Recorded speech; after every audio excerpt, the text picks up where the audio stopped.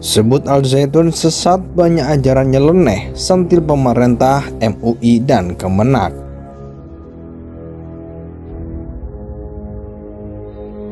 Haleluya itu jangan dianggap milik Nasrani, milik umat Indonesia yang punya Tuhan. Itu sama dan bertahlil itu. Haleluya itu. Kalau nggak setuju silakan. Setuju silakan, nggak setuju silakan. Kita ingatkan kepada seluruh masyarakat, khususnya para santri, untuk betul-betul berhati-hati, jadi saring sebelum sharing, sehingga kemudian hal-hal yang bisa memecah belah bangsa, yang bisa memecah belah persatuan itu harus hindari.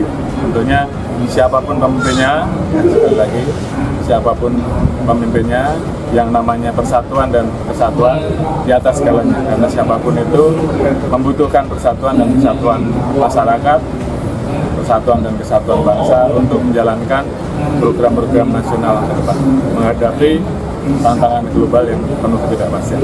Kita telah membentuk tim, dan tadi juga kita akan bekerja sama dengan RMI untuk memantau sharing idea yang berasal dari nilai-nilai agama masing-masing, baik Islam dan Muslim, untuk mencari model bagaimana kita bisa hidup koeksisten bersama-sama, saling menghormati, respect each other, saling hidup berdampingan, dan saling bantu-membantu antar kelompok agama atau antar agama, antar suku, dan antar bangsa untuk bersama-sama menjadi bangsa yang satu yang kokoh. Terhadap Majelis Ulama yang menginisiasi untuk mengajak tokoh-tokoh Islam dunia untuk mengambil peran penting di dalam menjaga perdamaian dunia, dan tidak hanya dihadiri oleh tokoh agama Islam, tapi dihadiri oleh seluruh agama ini. Jadi tokoh agama ini harus berperan di dalam rangka menjaga, menciptakan dunia yang lebih aman, lebih damai, lebih adil tentunya. Dan ini memang harus terus didengungkan, dibuat berbagai pertemuan-pertemuan, dan juga dalam rangka membangun toleransi. Kalau ada orang yang menyimpang dan keluar dari kodratnya, maka tugas kita adalah membantu mereka untuk kembali supaya bersikap dan berbuat sesuai dengan kodratnya. Kalau itu menurut saya, ya saya juga tidak setuju kita mendiskriminasi ya.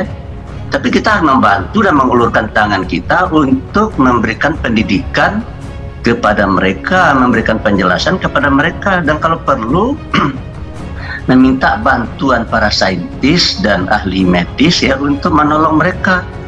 Begitu. Oleh karena itu bagi saya yang terpikir ya, ini adalah sebuah tindakan menyimpang dari kodrat, dan itu tidak boleh kita biarkan. Tetapi kita juga tidak boleh bersikap pasif gitu. Kita harus membantu mereka ya, memberikan penjelasan-penjelasan kepada mereka, kemudian memberikan tindakan-tindakan medik kepada mereka, sehingga kita harapkan mereka akan pulih kembali gitu. Nah, tapi bahwa kita ini harus memiliki cara pandang yang humanis terhadap kelompok itu, iya, sehingga tidak terjadi diskriminasi, bahkan tidak terjadi stigma dan lain sebagainya. Jadi bagi saya harus ada cara pandang yang simpatik. Apakah ini kodrat atau bukan kodrat, itu tadi saya sering tanya kepada mereka.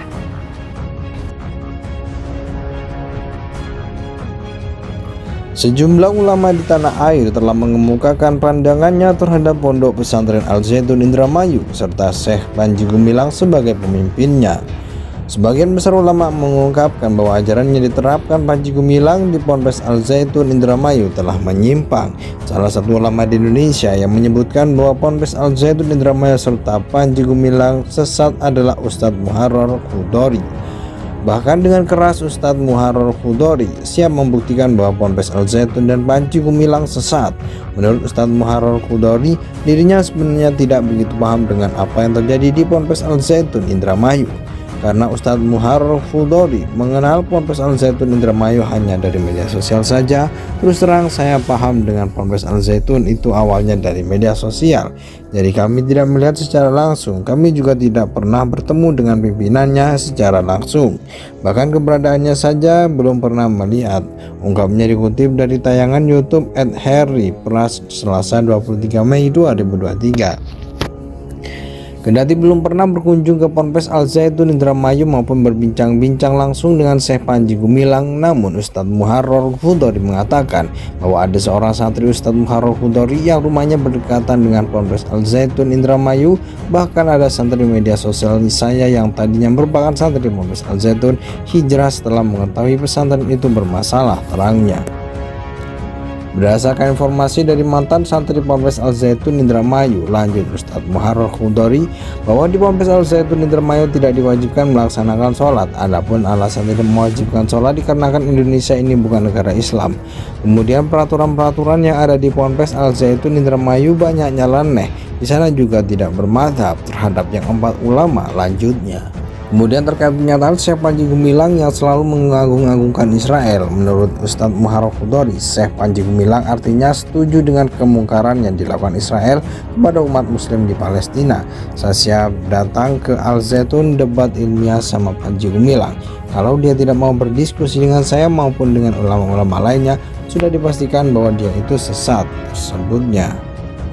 Dalam kesempatan tersebut, Ustadz Muharrar Hudori juga mendesak kepada pemerintah Indonesia, MUI serta Kemenak untuk segera mengambil tindakan, karena kalau tidak segera ditindak akan membahayakan. Ternyata Pondok Pesantren Al Zaitun Indramayu Jawa Barat memiliki aliran dana mencapai setengah triliun atau setara 595,2 miliar per tahunnya.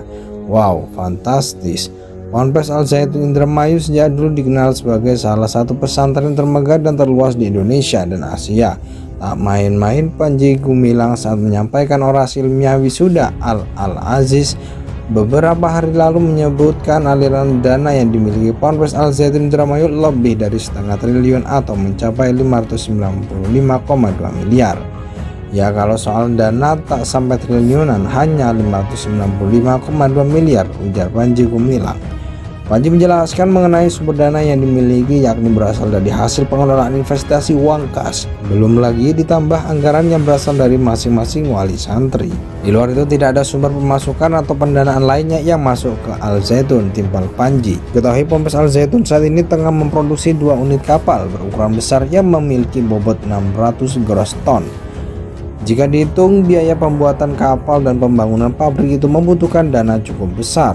Biaya yang dikeluarkan untuk investasi produksi kapal ini juga, kata Panji Gumilang, akan menjadikan sumber dana Ponpes Al Zaitun Indramayu. Jadi manajer harus bisa mengelola uang, bukan masalah menghabiskan uang.